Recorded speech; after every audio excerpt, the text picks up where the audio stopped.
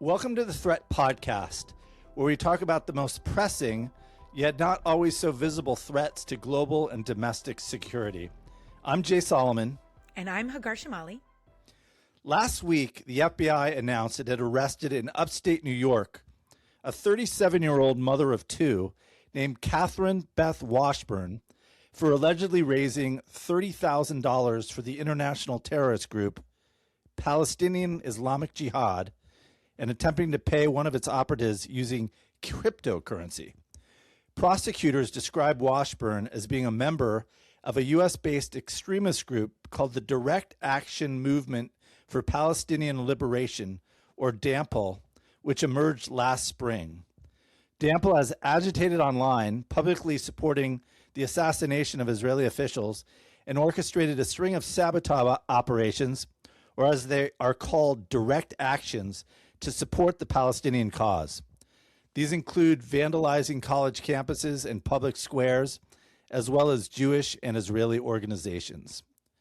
Washburn's arrest illustrates how quickly extremists in the U.S. can move from petty crimes and online incitement to actually supporting international terrorism or trying to gauge it themselves. And Washburn isn't alone. This week, we saw a group of radicalized American youth, including the pro-Palestine activists Calla Walsh and Jackson Hinkle, travel to Tehran to mourn the death of Supreme Leader Ayatollah Ali Khamenei. They were seen chanting "Death to America" and "Death to Israel" on Iranian state television.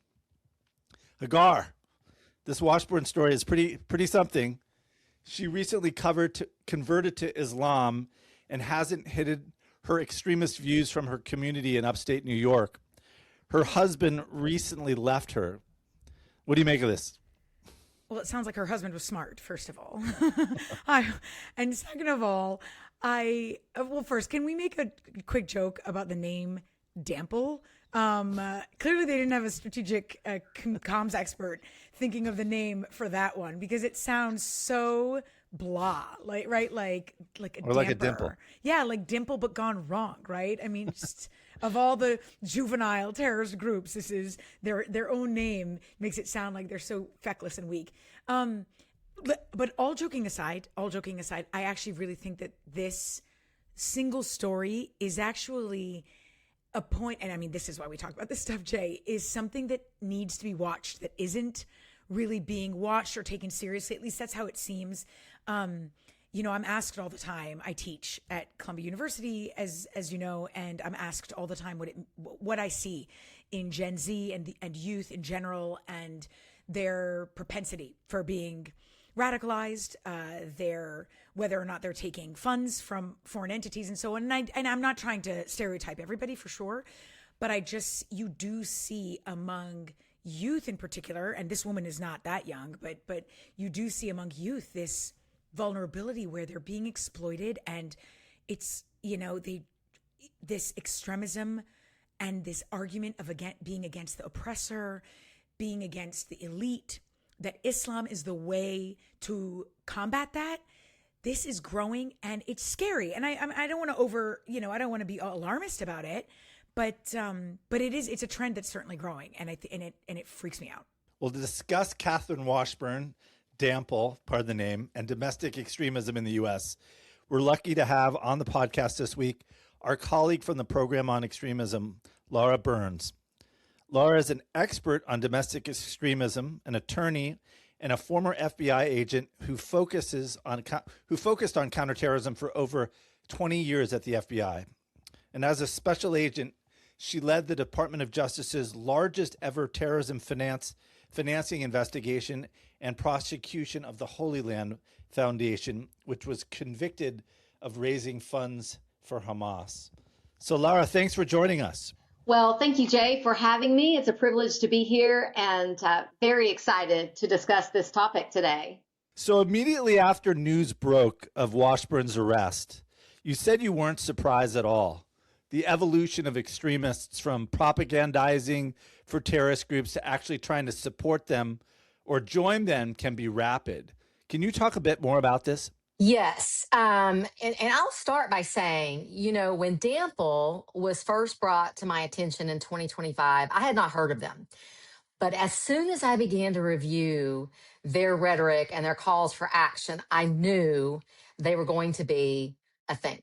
And this is based on over 22 years working counterterrorism with the FBI, spotting and assessing, threats, and then 2+ years now doing the same thing from the program on extremism, is that this entity was going to be an issue. And unfortunately, this type of progression is neither new nor especially surprising. Radicalization is often a process rather than like one event. And one of the clearest warning signs is the steady normalization of what? Of violence. Individuals and movements frequently begin by justifying or celebrating terrorist attacks and portraying the terrorists who committed those attacks as heroes and framing violence as legitimate or a moral duty to respond to political grievances. And over time, rhetoric that once seemed merely provocative can become a catalyst for action, particularly when leaders encourage followers to move beyond speech and show that they're committed to the cause through increasingly visible and concrete acts, right? And so here, the allegations against Catherine Washburn, who's allegedly a leader within the direct action movement for Palestinian liberation, the allegations illustrate why law enforcement and researchers have to closely monitor this trajectory. According to the criminal complaint, the case moved beyond inflammatory rhetoric, calling for quote unquote action, into alleged attempts to provide material support to a designated foreign terrorist organization. And that transition reflects a pattern seen in numerous terrorism investigations. And that pattern is propaganda fosters ideological commitment. And then that commitment encourages personal identification with a cause. And then some individuals at that point ultimately seek to translate those beliefs into tangible acts of assistance and even acts of violence. Lara, you mentioned how Dample first appeared online in the spring of 2025. And afterward, its members began claiming sabotage operations around the world, including places like Boston and Canada and Berlin. I'm wondering, what do you make of these seemingly, quote unquote, pop-up extremist groups and how they use social media to proliferate in particular? So, very interesting question. One of the defining characteristics of modern extremist movements is that they no longer need that formal hierarchy. They don't need a physical headquarters.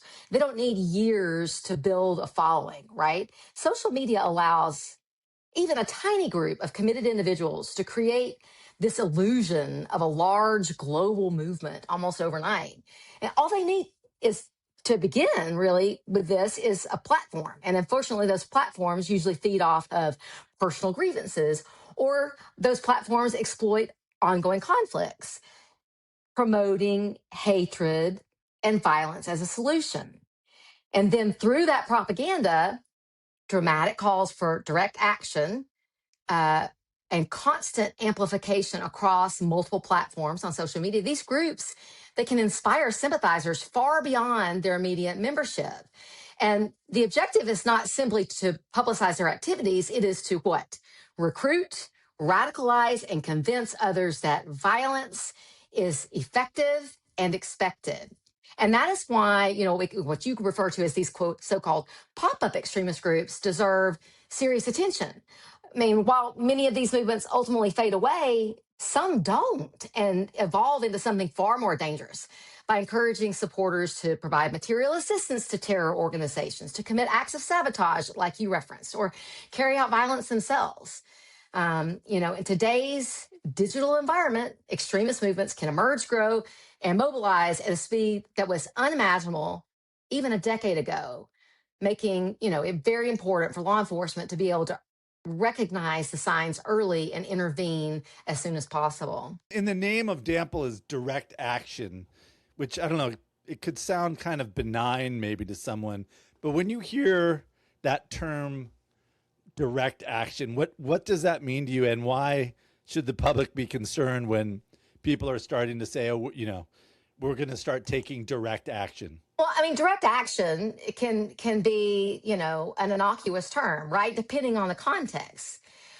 Right. It's a broad term that can imply various avenues for followers of any cause to pursue. But with groups like Dample, where that call to action is platformed on top of praising terrorism, murder, and repackaging violent acts as legitimate resistance, when that's the platform, and then the group calls for a direct action on that behalf, that's when we can quickly proceed from acts of vandalism and property damage to the very violence that's being promoted in the rhetoric they're using to call for that direct action.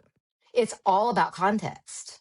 Lara, before we continue to the next question, would you be able to also answer, because this just came to me as we were discussing, that I'm not sure we introduced Dample enough, like, how it was established. I mean, we know we said first appeared online, but like, who's behind it? Do we know who's behind it? Do we know how many members it has?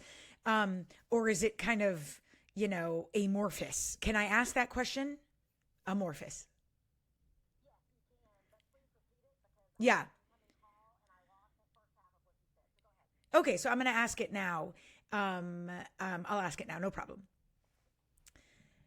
Lara, can I take a step back, actually, because it's so hard for me to wrap my mind around what Dample is and, how it was established. What I mean is, like, do we know who is behind it? Or who is behind it? Do we even know who? Do we know how many members it has? It's so weird for, I worked in counterterrorism a while ago in government, and it was, we knew who the founders were. We knew how many members, we knew the fighters, we knew the administrative people, right? This one seems so amorphous. Can you give us a little bit of background on what we know about Dample? Well, I think those of us in the private sector, right, separating us from what the government knows, we know less than we actually know, right? Because it is there are a lot of facts that we just don't have a grasp on. This entity, this movement, emerged in 2025 and very quickly started committing these acts of vandalism when no one really even understood who they were, much less the leadership of it. And we talked, I think I mentioned it earlier, there's not necessarily a hierarchical leadership structure in this organization. But the information that's available in open source doesn't even really tell us a lot about the membership. I mean, we understand some individuals are members because there have been, criminal processes that have been filed against, various of them. But I really think that we don't know a lot about this entity. Now, the hope would be that because there have been multiple arrests of individuals who have a role in Dample, that the government knows a lot more than we do. And these facts may come out very quickly in these various legal proceedings. And we have the legal proceedings in Massachusetts where the state charges against Jeremiah Sawakid. That case will be proceeding either to some sort of resolution, but I believe it's set for trial. And then with this latest complaint against Washburn, you can expect that there will be a lot of information that comes out throughout that pre-trial and trial process that may enlighten us a lot more on the leadership structure, who they are, where they are, how many members they have, how much support they have. But in reality, right now, what's available in open source is very little. I mean, it's weird because just as quickly as Dample appeared, activities seemed to kind of stop in the fall of last year, partly because of these arrests that you were mentioning. But we also see other extremist organizations that emerge, like the Turtle Island Liberation Front. And I've seen some online traffic where members of the Turtle Island Front describe some comradeship with Dample. Do you think there are connections between these groups, or are they just kind of coming from the same ecosystem, the same sort of worldview of, whether it's the war in Gaza or anti-imperialism. It's more just, there's just a very amorphous kind of ecosystem out there that feeds off of social media. There is. And I will say, like you mentioned, after the August 2025 arrest of Sawaked for his criminal acts, vandalism and all of that, the overt online presence of Dample diminished greatly, as you referenced. But I would caution that this does not mean that they ceased action or communication, because, we see this often with not just terrorist groups, but criminals as well. When they understand that they are exposed and under law enforcement scrutiny, they go dark. And that means not necessarily ceasing activity. It means moving to encrypted online messaging platforms where they can operate freely or more freely out of the sight of the general public. And, their intent is to operate outside the view of law enforcement. And the hope would be that law enforcement is still able to use legal process to track those. But there are platforms I know from my work in the government that just are very difficult to penetrate. So I don't think we know if Dample has ceased its operations or if it's just operating in the dark. And then, as you said, we see organizations like the Turtle Island Liberation Front. They claim in one social media post, I think you saw it, I saw it, they claim an affiliation with Dample, but it's not real clear from what's available for us to review and analyze is whether they are affiliated with them in ideology alone, or is there actual collaboration? But I think that also facts related to that relationship may develop for us with the prosecution of the individuals that were arrested, that were affiliated with Turtle Island Liberation Front and were, arrested for plotting the New Year's Eve terror bombings. Before that, about a month before that arrest, the Turtle Island Liberation Front, in that social media post where they said, we embrace the return of our comrades at Dample, presumably referring to Sawaked, and said, quote, free Palestine or scorch the earth. And then a month later, you had members of the TILF arrested for plotting New Year's Eve terror bombing. So with that prosecution, it may become more clear. Are these organizations just ideologically bonded, or is there a more direct affiliation and collaboration between the two? I'll also say that the Turtle Island folks seem to be escalating even, because according to the plot that you talked about in the indictment, they were trying to set off a lot of like pipe bombs, right? And they were caught off in the Mojave Desert training up. So it does seem like they were even moving the scale of violence kind of beyond what the Dample folks have been doing. Yes, according to what we can see from the legal proceedings in that case, so far as that they had moved all the way to the end of that spectrum, right? Yeah. They went from rhetoric to action to acts of violence, like we talked about earlier. They were there. I want to, Lara, if we can broaden it out a little bit and, take this beyond the domestic scene of it. And if you can tell us how active you think foreign terrorist organizations are in trying to recruit supporters in the United States for their causes, because Catherine Beth Washburn forged these ties to Palestinian Islamic Jihad. And Kala Walsh, for example, is essentially working with the Islamic Republic of Iran and Hezbollah. So it seems like those foreign connections are also somehow being built. And I'm curious how these connections even happen, and if we know who is seeking out whom or how that works. So this is a huge area of concern. And I'll say, in my opinion, I think the level of foreign influence in the activities that we're seeing across the country today, especially those calling for violence, is unprecedented. And I think, you asked about foreign terrorist organizations. Certainly, they have an interest in this activity. And then you have your state sponsors of terrorism, like Iran. But then you also have other adversarial foreign entities, like the country of China, that are in this sandbox And they have an interest in spreading chaos and sowing discord in our country. And I believe that their level of influence is due in part to the ease through social media of those foreign adversaries, the ease that they have in co-opting large numbers of followers with the stroke of a key. And then, also, especially since October 7th, 2023, and the Hamas terrorist attacks, those foreign adversaries have seen the fruits of their labors in the masses in Western society who now publicly supports open conflict, who are advocating for violence and advocating for, in fact, the destruction of Western society. So they think they're winning. And it's like, it's all hands on deck. And, let's not forget to add into that mix another example, because you mentioned the example of Washburn, and then you also mentioned Kala Walsh. Let's not forget to add in the mix Charlotte Cates, who is a U.S. citizen from New Jersey, who I think lives in Canada, who is now, or who was the international coordinator for the now designated terror front, Samadoun.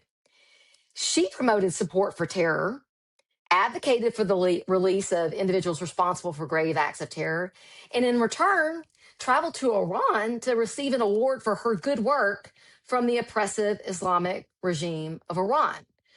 And so, you have a ton of foreign influence. And I think it goes well beyond just your foreign terrorist organizations. It is foreign adversaries who seek to sow discord in this country, and they're able to do it easily online. They know how to use the algorithms. They know how to operate under false pretenses, and they think they're winning. Lara, putting on your counterterrorism hat, do you see sort of common traits amongst those who seem to be the most susceptible to being radicalized, whether it's Washburn or Cates or Kala Walsh?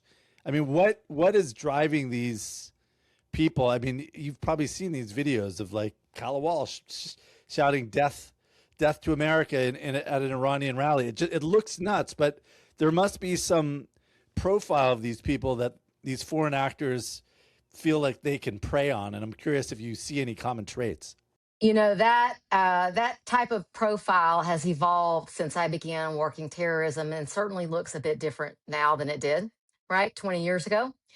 And we could talk about factors and things like that. We could be here for hours. But at the bottom of it all, especially like the Kala Walshes, I kind of have a theory.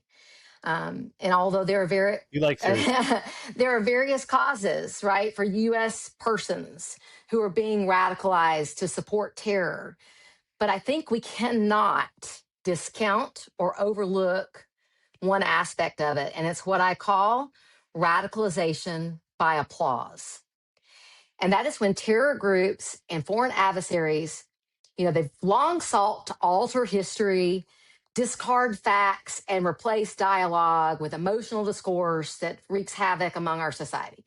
And they succeeded in many places, not the least of which are our university campuses, on social media, even mainstream media. And so now, instead of factual debate, these foreign adversaries masquerade under the cloak of free speech, meanwhile labeling anyone who disagrees with their speech as racist, bigots, biased, or worse, as promoting genocide. And the algorithms feed into that.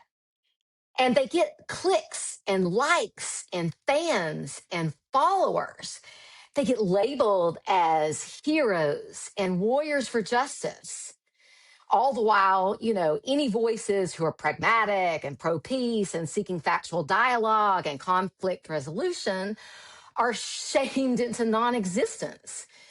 In certain campus settings since October 7th, the question that's posed by these groups that are forcing this emotional discourse and this radical dialogue is, are you a good person? If so, you're on the side of the resistance. And if not, you are a bad person.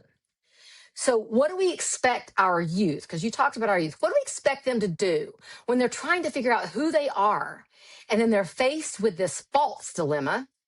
Are you good or bad? And they no longer have an option to educate themselves, to seek facts, to enter logical debate. And instead, what do? They fall in line where they receive praise for this moral victory, which is really nothing more than the blind following of a moral distortion. And for what? For applause, for praise. I mean, how big of a threat do you think this is? And do you see parallels in U.S. history? I mean, I remember I've read a lot about the late 70s, early 80s, where you had the Black Panthers, the Weather Underground. I think people remember Patty Hearst and the Symbionese Liberation Army. It does seem like there have been periods where you have this kind of anti-imperialist, far-left radicalization, but you also didn't have all the social media and the tech. So in some ways, it seems like this threat could grow much more rapidly because of all this high tech. So how big of the threat do you think it is? I think we're underestimating the threat. I think as a society, we're underestimating the threat. I think that we hold this false belief that because we live in Western society, that the enemies within will never succeed in, defeating our democracy. And, I've always believed that good wins out over evil, and that our country is the greatest country in the world, and that, democracy will always prevail. But when you're talking about reviewing historical, events, I think that one thing that I've been looking at recently and studying is what led to the 1979 Islamic Revolution in Iran, where you had an Islamist regime, one of the most oppressive in the world, topple a monarchy and then rule for 40 something years through terror. And how did that come about? And it came about through radical dialogue that was pro-Islamist on one side, and radical dialogue that was far left Marxist ideology on the other side. And although the two groups were completely different in their mindsets and their ultimate perspective on what society should look like, they came together over what? Anti-imperialism, anti-capitalism, anti-Western values, anti-Americanism. And in that process, which did not take very long in the scheme of things, a country that was progressive in the region and promoting women's rights and constitutional rights and things like that, that was really heading toward becoming a successful Western society, was toppled. And then, of course, one side of that alliance won out, and that was the Islamist regime in Iran that has ruled through terror for 40 something years. And the individuals who had collaborated with them on the left that were anti-imperialist and anti-capitalist and naively believed that they could share in some utopia of a government were quickly, massacred, imprisoned, exiled, and ceased to exist. So I think that, we think in Western society that sort of thing can't happen, and let's hope that it can't. But I think it's very important for us all to understand how historically these types of circumstances have led to really, really terrible things. Lara, I'm so glad that you mentioned this, because I also always, when I talk about, far left extremism in particular, I always highlight the Islamic Republic of Iran and how they came to power, and that their whole shtick was fighting the oppressors and fighting the elites and fighting the West through Islam, and what it ended up producing. And that sometimes I see not to over exaggerate here, but sometimes I see similarities in the DSA. So, I'm exaggerating a little bit because they're not pursuing violence, but they've said some pretty scary things. And I always tell people we can't rest on our laurels, right? If people don't understand our principles and values and freedoms, then it creates these vulnerabilities. So I find it so fascinating. You just said that. I'm curious, particularly given your background in government, what do you think the FBI and the Department of Justice need to do to help stop this spread of extremism? So, in general, and I'm going to get to something that's very close to my heart that don't let me forget to come back to it. But in general, I'll say, the threat landscape in the US continues to expand in every direction. And the FBI and the law enforcement community, they're facing greater and greater challenges every day. And they need to continue to aggressively pursue disruption of these extremist actors. But honestly, it can't fall on law enforcement alone. The private sector and frankly, society as a whole need to take an active role in identifying emerging and evolving extremism and report that with detail, report what they're seeing. Society needs to be accountable and begin to change this popular narrative that hate is good and that violence is necessary. Society needs to help replace emotional discourse with peaceful, factual dialogue.